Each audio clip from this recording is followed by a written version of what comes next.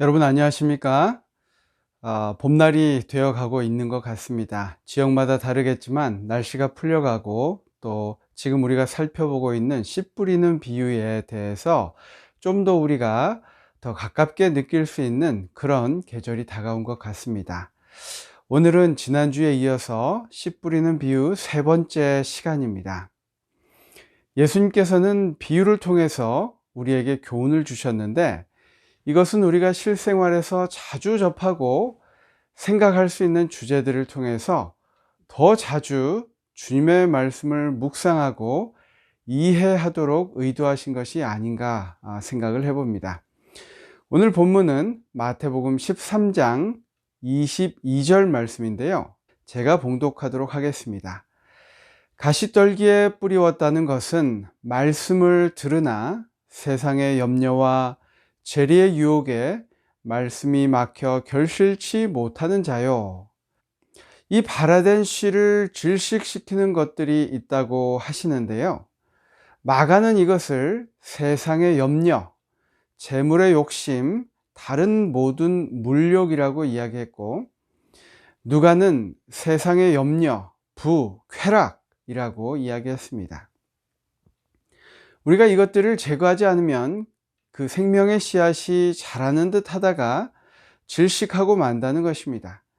우리에게 더 이상 성장도 없고 결실도 없다는 의미인데요. 오늘 우리의 신앙 상태를 다시 한번 점검하고 내 마음밭의 모습을 확인하는 귀한 시간 되시기를 간절히 바랍니다. 여러분, 여기에 나타나 있는 죄의 가시떨기의 특징은 무엇입니까? 제가 살펴본 바로는 첫 번째, 죄의 가시떨기는 어떤 땅에서든지 자란다는 것입니다. 두 번째 특징, 가시떨기는 가꾸어 줄 필요가 없어도 잘 자란다는 것입니다. 세 번째, 찔레와 가시는 언제나 빨리 자라게 되므로 제초하는 일이 늘 계속되어야 한다라는 것이죠.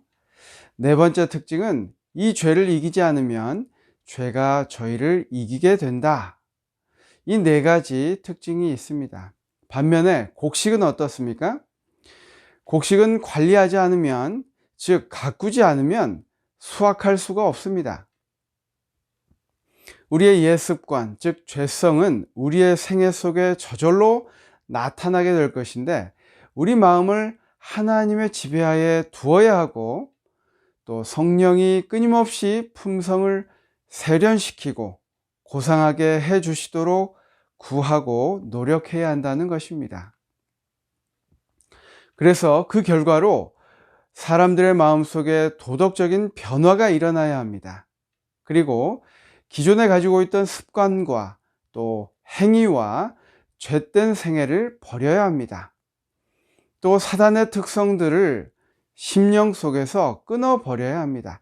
그렇게 할 때 우리는 결실을 얻는 신앙생활을 할 수 있다고 이야기하고 있습니다. 그런데 저는 이러한 죄성들이 우리가 흔히 보는 잡초의 특성과 매우 유사하다는 것에 크게 놀라고 또 신기했습니다. 잔디를 직접 관리하거나 텃밭을 가지고 계신 분들은 충분히 이해하실 것입니다. 농부는 절대 잡초를 이기지 못한다 라는 말이 있습니다.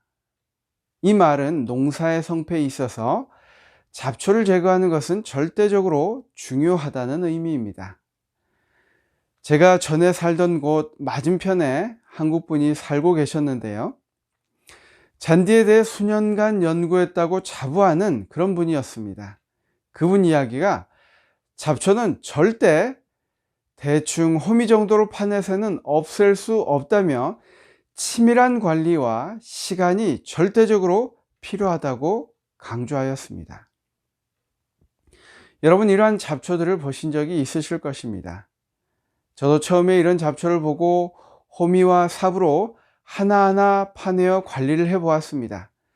하지만 이런 풀들에게 비웃음 당하듯이 돌아서면 다시 나고 그러기를 반복하였습니다. 자료를 보면 논 잡초는 100여 종이 있다고 하고 밭 잡초는 300여 종이나 된다고 합니다.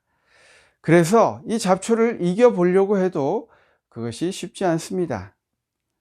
한 전문가는 잡초에 대한 생각 자체를 다르게 해야만 이길 수 있다라고 이야기하는데, 그것이 무엇이냐면 우리가 농사를 짓는 곳에 잡초가 나는 것이 아니라 우리가 잡초 종자은행 위에 농사를 짓고 있는 것이다 라는 것입니다. 우리의 생각을 완전히 바꿔야 된다는 것이죠.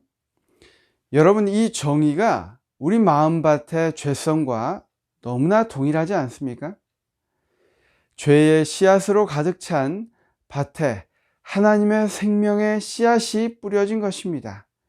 죄의 씨앗으로 가득 찬 그 밭에 하나님의 생명이 오셔서 그곳에 뿌리를 내리도록 하신 것입니다. 그리고 워낙 작아서 보이지 않지만 땅 속에는 수많은 종류의 잡초가 자손을 퍼뜨리기 위해 엄청나게 그 씨앗을, 자손을 뿌려 놓았습니다. 우리의 마음밭입니다. 또 아무리 많은 씨앗이 묻혀 있더라도 한꺼번에 나온다면 그 다음에는 관리가 쉬울 텐데 그렇지도 않는다는 것이 문제입니다. 우리가 회심하고 우리의 마음이 완전 하나님께 돌아섰다 할지라도 다시 그 잡초에 정복당하는 이유가 바로 이것입니다. 2020년에 뿌려진 잡초 씨앗이 2022년, 2023년에 나올 수 있다는 것입니다. 어떻게 그걸 알 수 있냐면 거의 밀폐된 비닐하우스 농장에 올해 모든 잡초를 제거하고 땅도 뒤집지 않고 건드리지 않았다 할지라도 내년에 그 비닐하우스 안을 보면 또 잡초가 올라옵니다. 여러분 경험해 보셨죠? 그것이 잡초의 특성이고 우리 마음밭의 죄의 특성인 것입니다. 또 잡초의 특징이 종자를 퍼뜨리기 위해 곡식이 익기 전에 먼저 씨앗을 맺고 땅에 퍼뜨립니다. 어떤 씨앗은 살짝 건드리기만 해도 팝콘처럼 튀어올라서 주변에 퍼지는 것을 볼 수 있습니다. 그 생명력이 얼마나 끈질긴지 좀처럼 우리가 이 잡초를 없애기 힘들다는 것입니다.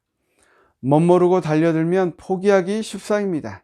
단번에 잡초를 몽땅 없애겠다는 생각을 버려야 합니다. 돌아서면 바로 또 올라오기 때문입니다. 우리 그 몇몇 대표적인 잡초와 그 특징을 한번 살펴보겠습니다. 이 풀은 발행이라는 잡초입니다. 여러분 보신 적이 있을 것입니다. 저는 잔디밭 관리하면서 지겹도록 보았습니다.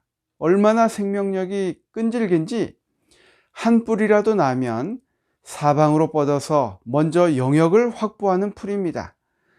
금방 퍼져서 밭을 다 뒤덮습니다.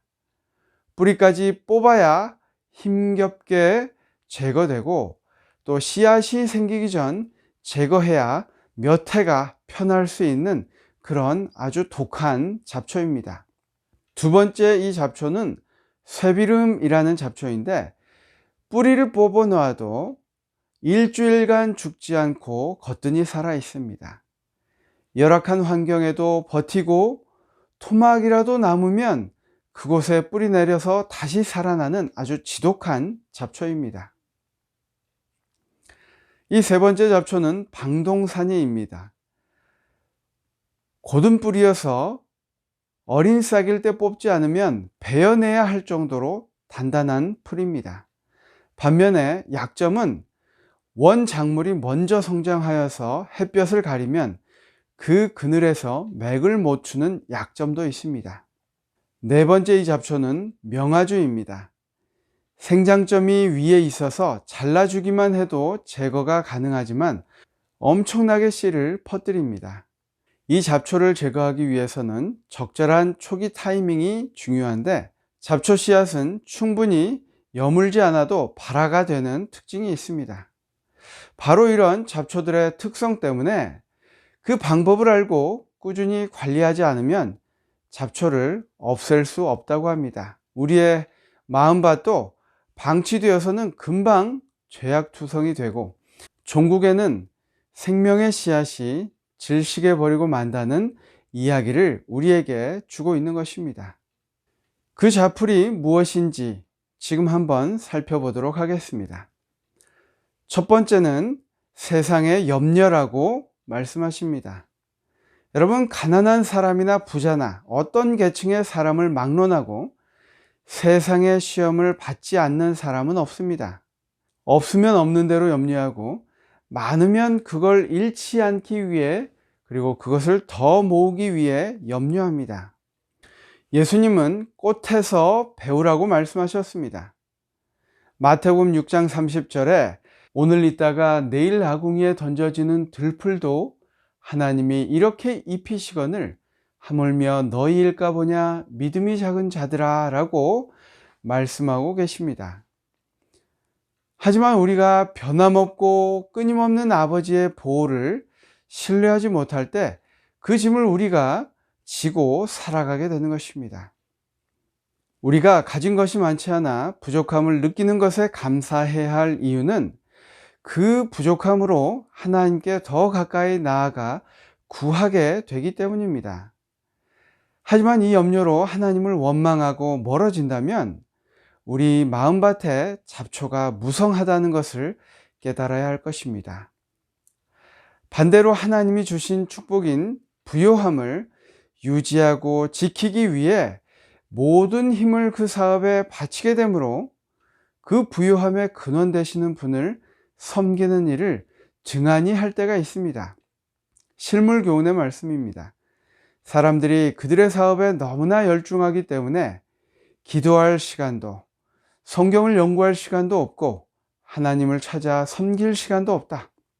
때때로 그들의 심령이 성결하게 되고 천국에 들어가기를 사모하지만 그들은 세상의 시끄러운 소리를 떠나 장엄하고 위험 있는 성령의 음성을 들을 시간이 없다. 여러분, 혹시 이것이 우리의 모습이 아닙니까? 하나님께서 풍성하게 허락하시고 우리의 삶을 윤택하게 하셨지만 그것을 부여잡기 위해서 우리가 하나님으로부터 더 멀어지고 있지 않는지 우리 마음밭을 살펴볼 시간입니다. 이것 또한 풍성해 보이지만 잡초가 무성하여져서 곧 작물을 질식하게 하는 밭인 것입니다. 하나님과 멀어지게 하는 빈궁함 그리고 부요함, 이 둘 다 잡초가 될 수 있습니다.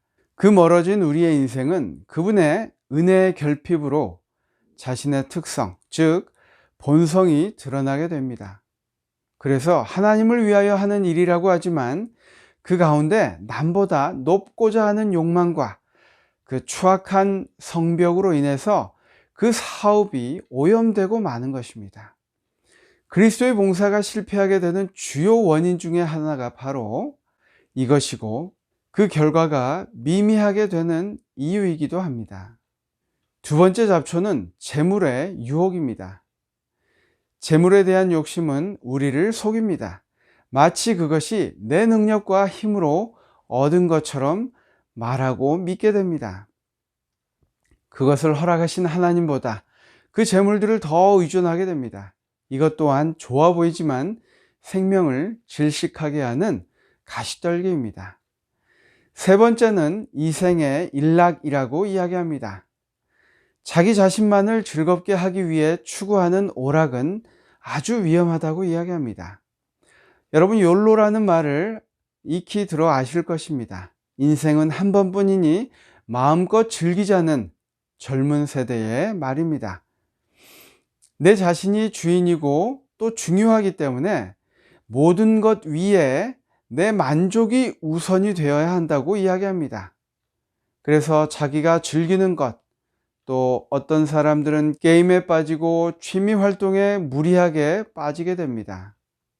이로써 체력을 약화시키고 우리의 정신을 흐리게 하고 영적 식별력을 마비시킨다고 이야기합니다. 이 모든 방종의 습관은 바로 바울이 이야기했던 육체의 정욕이라고 이야기할 수 있습니다. 그래서 우리는 이렇게 그 기준점을 삼을 수 있을 것 같습니다. 그 자체가 죄악적이 아니라 할지라도 하나님 나라보다 다른 무엇을 더 귀히 여기는 것은 죄입니다. 무엇이든지 우리의 마음을 하나님께로부터 떠나게 하는 것과 그리스도께 대한 애정을 빼앗아 가는 것은 영혼의 원수라는 것을 기억하게 되시기를 간절히 바랍니다. 우리가 이 기준으로 세상을 바라보게 될 때 그 잡초를 제거할 수 있을 것입니다. 또 자녀 교육에 있어서도 권면이 있는데요. 어린 자녀들의 마음밭을 형성하는 데 있어서 부모의 역할이 참으로 중요함은 더 강조할 필요가 없습니다. 이 자녀들의 발육기에 있어서 부모들의 책임은 이루 말할 수 없이 큽니다. 부모들은 청년들이 인생과 인생의 참된 성공에 대한 바른 견해를 갖도록 올바른 감화로 그들을 도울 수 있도록 연구하여야 한다. 그럼에도 불구하고 이 세상에는 자녀들의 세속적 번영을 첫째 목적으로 삼는 부모가 얼마나 많은지 모른다. 친구를 택하는 일에 있어서도 이러한 목적을 참작하여 선택한다. 많은 부모들이 그들의 가정을 대도시 속에 두고 자녀들을 유행이 난무하는 사회로 안내한다. 이와 같은 분위기 속에서 성장한 결과로 그들의 마음과 정신이 쇠미해질 뿐 아니라 높고 고상한 인생의 목적도 잃어버린다. 영생을 상속할 하나님의 아들과 딸이 될 특권을 세속적 이익과 바꿔버린다. 참으로 우리가 우리의 자녀 교육에 있어서 중요하게 살펴보아야 할 문제이고, 또 사실 우리가 우리 재림 교인으로 살아가면서도 이렇게 아이들에게 강요하고 이런 관점을 심어주고 있지 않는지, 우리가 이렇게 교육하고 있는지 우리가 다시 한번 우리 마음을 살펴야 할 것입니다. 또 이렇게 권면합니다. 도시는 쾌락과 향락의 중심지가 되어 있다. 많은 부모들이 도시가 저희 자녀들에게 유리한 점이 많다고 생각해서 그들을 위하여 도시 생활을 선택하지만 마침내 실망하게 되고 너무 늦은 다음에야 저희의 큰 실책을 후회하게 된다. 그래서 사탄은 우리의 마음밭을 망가뜨리기 위해서 근심과 재리와 쾌락, 이 모두를 사용한다고 이야기합니다. 그래서 다음 세 성경절은 우리에게 이렇게 경고하고 있습니다. 요한일서 2장 15절 16절 말씀인데요. 이 세상이나 세상에 있는 것들을 사랑하지 말라. 누구든지 세상을 사랑하면 아버지의 사랑이 그 속에 있지 아니하니, 이는 세상에 있는 모든 것이 육신의 정욕과 안목의 정욕과 이생의 자랑이니 다 아버지께로부터 쫓아온 것이 아니요 세상으로 쫓아온 것이라. 요한일서의 말씀입니다. 두 번째 말씀은 누가복음 21장 34절 말씀인데요. 너희는 스스로 조심하라. 그렇지 않으면 방탕함과 술취함과 생활의 염려로 마음이 둔하여진다고 경고하고 있습니다. 세 번째 말씀은 디모데전서 6장 9절과 10절입니다. 부하려 하는 자들은 시험과 올무와 여러 가지 어리석고 해로운 정욕에 떨어지나니 곧 사람으로 침륜과 멸망에 빠지게 하는 것이라. 돈을 사랑함이 일만하게 뿌리가 되나니 이것을 사모하는 자들이 미혹을 받아 믿음에서 떠나 많은 근심으로써 자기를 찔렀도다 라고 기억하고 있습니다. 여러분, 오늘의 결론입니다. 그럼 우리가 어떻게 할 것인가? 우리가 어떻게 그 마음밭에 자라난 잡초들을 제할 것인가? 예수님께서 우리에게 이 비유를 주신 것은 밭의 상태에 따라서 씨의 결과가 다르다는 것을 보여주시기 위함입니다. 우리 마음밭의 상태를 다시 한번 체크하고 열매 맺는 밭으로 변화시킬 수 있는 방법이 있을까요? 이 실물 교훈에서는 두 가지를 권면하고 있습니다. 첫 번째, 이미 신자된 우리에게 주시는 말씀인데요. 우리 마음밭에 생명이 잘 자라고 있지 않다면 그 책임은 우리 자신에게 있다는 것입니다. 물론 우리가 자신을 변화시킬 수 없지만 그 선택권이 우리에게 주어져 있기 때문에 그것을 결정하는 것은 우리에게 달려 있습니다.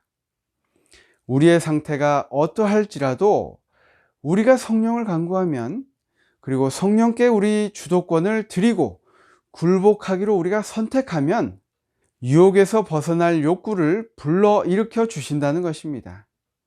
우리의 마음밭을 잘 관리하여야 합니다. 잘 갈고 잘게 부수어져야 합니다. 우리의 회개가 바로 우리 마음밭을 부수는 것입니다.